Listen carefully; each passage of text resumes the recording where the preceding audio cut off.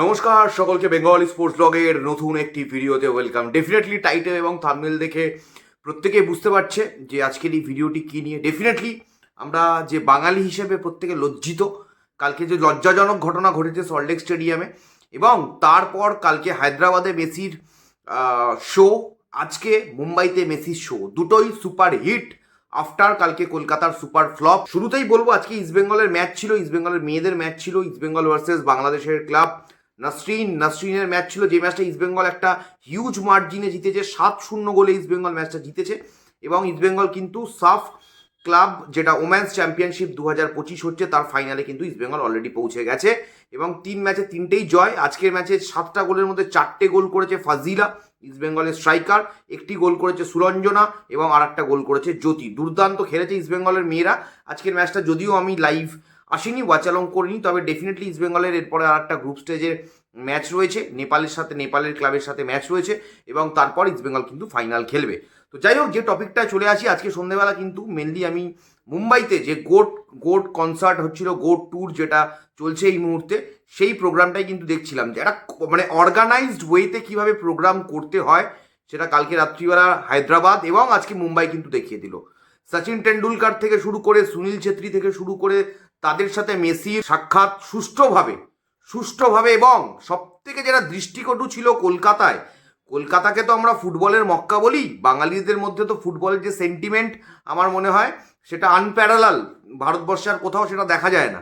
সেই জায়গাতে Luis Suarez এবং রড্রিগো ডিপলের মতো দুজন প্লেয়ার যারা সারা বিশ্বে কি বলবো প্রশংসিত, সেই দুজনকে একদম মানে কি বলবো, তারা একদম পিছনেই ছিল।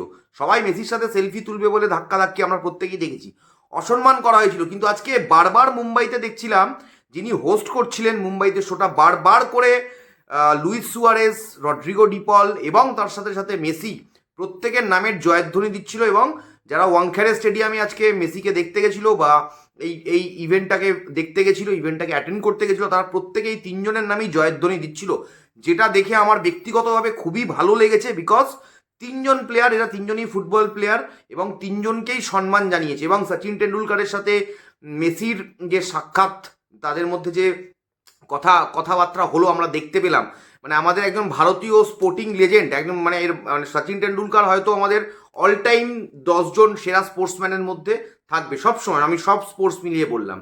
তার সাথে আজকে লিওনেল মেসির দেখা, সেখানে কথাবার্তা, সুনীল ছেত্রীর মতো একজন লেজেন্ড, ভারতীয় ফুটবলের দীর্ঘদিনের ক্যাপ্টেন ছিলেন সুনীল ছেত্রী এবং যথেষ্ট ভালো পারফরমেন্স, মানে সর্বকালের সর্বোচ্চ গোলদাতা ভারতের হয়ে ন্যাশনাল টিমের জার্সিতে, সেই সুনীল ছেত্রীর সাথে কিন্তু আজকে লিওনেল মেসির দেখা সাক্ষাৎ।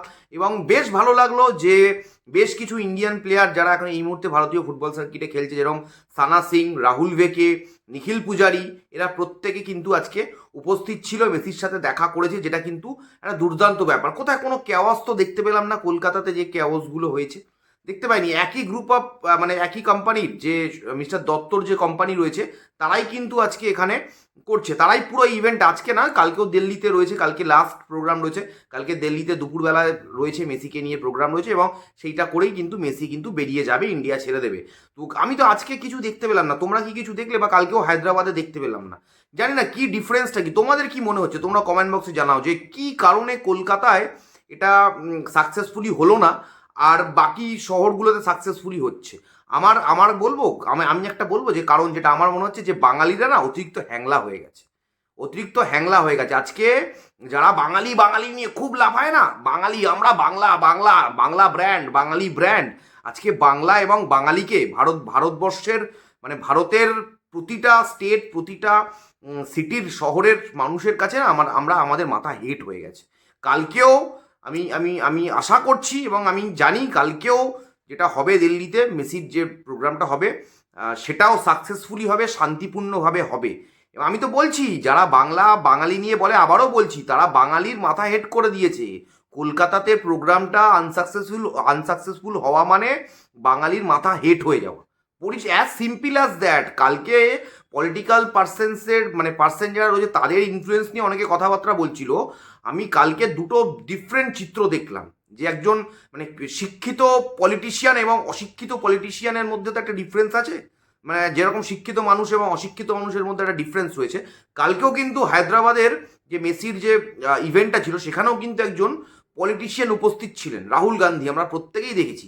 এবং রাহুল গান্ধীর সাথে মেসির যে ইন্টারাকশন আমরা বিভিন্ন ফটো ভিডিওসের মাধ্যমে দেখতে পেয়েছি, যে সেইখানে কিন্তু যখন মেসি বাচ্চা বাচ্চা ছেলেদের হাতে যখন মেসি একটা কাপ তুলে দিচ্ছে, একটা প্রাইজ তুলে দিচ্ছে, ফটোগ্রাফাররা বলছে রাহুল গান্ধীকে যে আপনি ফটোর মধ্যে আসুন। রাহুল গান্ধী বলছেন যে না ভাই, আমি পিছনে দাঁড়াচ্ছি এবং যারা ফুটবলের যারা বাচ্চা বাচ্চা ছেলে তারা মেসির সাথে ছবি তুলছে। এটাই একটা কি বলবো, একটা ক্লাস। আজকে পলিটিক্যাল মত প্রত্যেকে আলাদা আলাদা হতে পারে, কেউ লাল হলুদ নীল সবুজ গেরুয়া যে কোনো টিম যে কোনো পলিটিক্যাল পার্টিকে সাপোর্ট করতে পারে, কিন্তু একটা শিক্ষা দীক্ষার ব্যাপার আছে যেটা রাহুল গান্ধীর মধ্যে দেখতে পেয়েছি। আর মানে কালকে দেখতে পেলাম আমরা প্রত্যেকে, সেটা অনেকের মধ্যে আমরা দেখতে পাইনি, এবং কে কার মাস্ততো পিসির ছেলে, কে কার মাস্ততো ভাইপো, এই তারাই ভিড় করেছিল। বলছি তো এই লজ্জা মুছে দেওয়া যাবে না, বাঙালির লজ্জা। কারণ ভারতবর্ষের যদি এটা শুধুমাত্র কলকাতাতেই ইভেন্টটা হতো, এখান থেকে মেসি উড়ে চলে যেত ইউএসএতে, ঠিক আছে, তাহলে ব্যাপারটা আলাদা ছিল যে না ইন্ডিয়াতে হয়েছে, কিন্তু ব্যাপারটা কিন্তু লেখা থাকবে ইন্ডিয়াতে, তো অবশ্যই ইন্ডিয়া কলকাতা, বাট ইন্ডিয়ার আলাদা আলাদা আলাদা যে মানে ইভেন্টের যে জায়গা ভেনিউগুলো ছিল সেই বাকি সব জায়গাতে সাকসেসফুল। আর আমাদের কপালটা খারাপ, আজকে ওয়াংখেড়ের ক্রিকেট স্টেডিয়ামটাকে ফুটবল স্টেডিয়াম বানিয়েছে। ওরা তোমরা নিশ্চয়ই দেখেছো। কালকেও কিন্তু হায়দ্রাবাদে তাই হয়েছে, দিল্লিতেও খুব সম্ভবত তাই হবে। তো সেই ক্ষেত্রে একমাত্র ফুটবল স্টেডিয়াম, মেসি তো ফুটবল প্লেয়ার, ফুটবল স্টেডিয়াম কিন্তু সল্টলেক স্টেডিয়ামটাই ছিল। এবং আরও একটা জিনিস মানে খুব হতাশ, মানে কলকাতাতে কেউ অ্যাকচুয়ালি যে মানে এই যে ইভেন্টটাকে রান করবে, কোনো অ্যাঙ্কারিং করার জন্য কেউ ছিল না। শতদ্রু বাবু কিন্তু নিজেই মাইকে বলছিলেন, কখনো কোনো মন্ত্রী বলছে মাইক নিয়ে, মানে যেমন খুশি তেমন সাজো, গো অ্যাজ ইউ লাইক, ঠিক আছে। কিন্তু এখানে দেখলাম প্রপার একটা স্ট্রাকচার ওয়েতে একটা প্লেয়ারকে সম্মান জানিয়ে, এবং রড্রিগো ডিপল এবং লুইস সুয়ারেজ বারবার বলছি আমি, তাদেরকেও সম্মান জানিয়ে সুন্দর দুর্দান্ত একটা ইভেন্ট হয়েছে। এবং আশা করছি কালকেও ভালো হবে, এবং আমাদের কলকাতায় আমাদের যা মান সম্মান যতটুকু ছিল জলাঞ্জলি দিয়ে দিয়েছে, বলছি তো মানে শেষ করে দিয়েছে এইখানে এই ইভেন্টটার মাধ্যমে। সল্টলেক স্টেডিয়ামটা আবার কবে নতুন করে মানে আগের পজিশনে যাবে জানি না আমরা, কারণ সেটার তো একটা সারাতে হবে। এবং যিনি দত্তবাবু রয়েছেন ওনার 14 দিনের জেল হেফাজত হয়েছে বলে আমরা শুনতে পাচ্ছি, এবং সরকারের তরফ থেকে নাকি আমাদের এখানে জানানো হয়েছে এটা নিয়ে নাকি তদন্ত হবে, মানে কারা কারা কাদের এগেনস্টে তদন্ত করবে। নিজেরা নিজেদের এগেনস্টে কোনো তদন্ত হয়? কোনোদিনও শুনেছো তোমরা? হাস্যকর। মানে স্বীকার করা উচিত যে ভাই আমাদের হ্যাংলামোর জন্য, আমাদের নষ্টামোর জন্য মানে লক্ষ লক্ষ মানুষ, হাজার হাজার মানুষ সাফার করেছে, যারা মাঠে উপস্থিত ছিল হাজার হাজার মানুষ তারা সাফার করেছে। কই আমি তো দেখলাম না রাহুল গান্ধীকে গিয়ে হ্যাংলামি করছে সেলফি তুলবে বলে, কই আমি দেখলাম না তো। বা আজকেও তো আমি মহারাষ্ট্রের তো সিএম আজকে উপস্থিত ছিলেন, আর অনেকেই ছিলেন, পার্ট জিন্দাল ছিলেন, অনেকে ছিলেন আজকে, কাউকেই তো দেখলাম না। যে কোনো হায়দ্রাবাদেও দেখলাম না, মুম্বাইতেও দেখলাম না। ফটো তুলছে, সবাই তুলবে না কারণ লিওনেল মেসি সামনে এলে নিশ্চয়ই সবাই ছবি তুলবে, এই মোমেন্টটাকে সবাই ক্যাপচার করে রাখতে চাইবে। কোথায় কলকাতায় তো ফুটবলের কোনো কিছুই দেখতে পেলাম না, যে ফুটবল বাচ্চাদের সাথে কি সুন্দর মেসি ফুটবল খেলছে আজকে। রড্রিগো ডিপল, লুইস সুয়ারেজের পায়ের ফাঁক থেকে বল বার করে দিচ্ছে বাচ্চারা, ওরা এনজয় করছে। ওরা ফুটবলার, ওরা হচ্ছে ফুটবলার, ওরা স্পোর্টসম্যান, ওরা অ্যাথলিট, ওরা ফুটবল খেলতে ভালোবাসে। কালকে যখন হায়দ্রাবাদে দেখছিলাম, আজকে যখন মুম্বাইতে দেখলাম, গ্যালারির দিকে তিনজন মহাতারকা লিওনেল মেসি, সুয়ারেজ এবং ডিপল যখন বলগুলো গ্যালারির দিকে দিয়ে দিচ্ছে, পা দিয়ে মারছে, সেই বলগুলো ধরছে, যদিও সেই বলগুলো কে নেবে সেই নিয়ে মারপিট হচ্ছে গ্যালারিতে, স্বাভাবিক। মানে মারপিট বলতে ধাক্কাধাক্কি হচ্ছে, কে সেই বলগুলো নেবে স্বাভাবিক। মেসির বা পা থেকে মারছে মেসি, সেই বল গ্যালারিতে যাচ্ছে।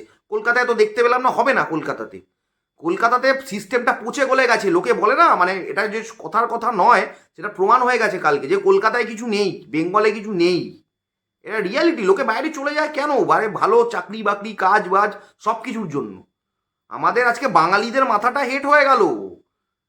মানে আমাদের ভারতের বিভিন্ন শহরে ভালো প্রোগ্রাম হচ্ছে, আর আমাদের বাঙালিদের আজকে মাথাটা হেট। বাঙালিদের শহরে আজকে এই জিনিসটা ঘটেছে।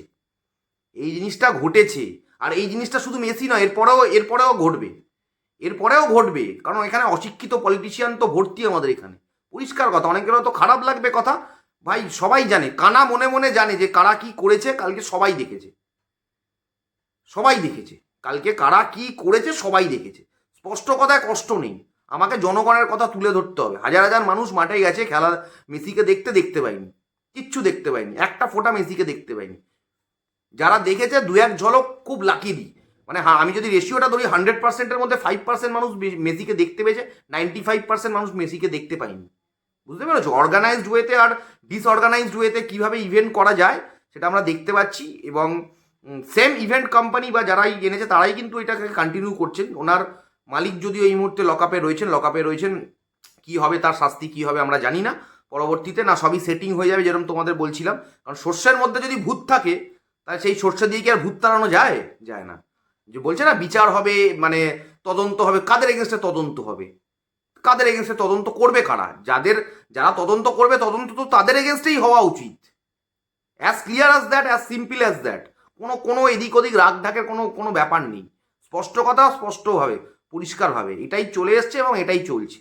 যাই হোক, খেলায় ফিরবো। খেলার কথা যদি বলি, আমাদের সাফ ক্লাব যেটা ওমেন্স চ্যাম্পিয়নশিপ যেটা বললাম সেটার ফাইনাল হবে সামনের দিকে। নিশ্চয়ই বেঙ্গলি স্পোর্টস ব্লগে ভিডিও আসবে, লাইভ আসবে।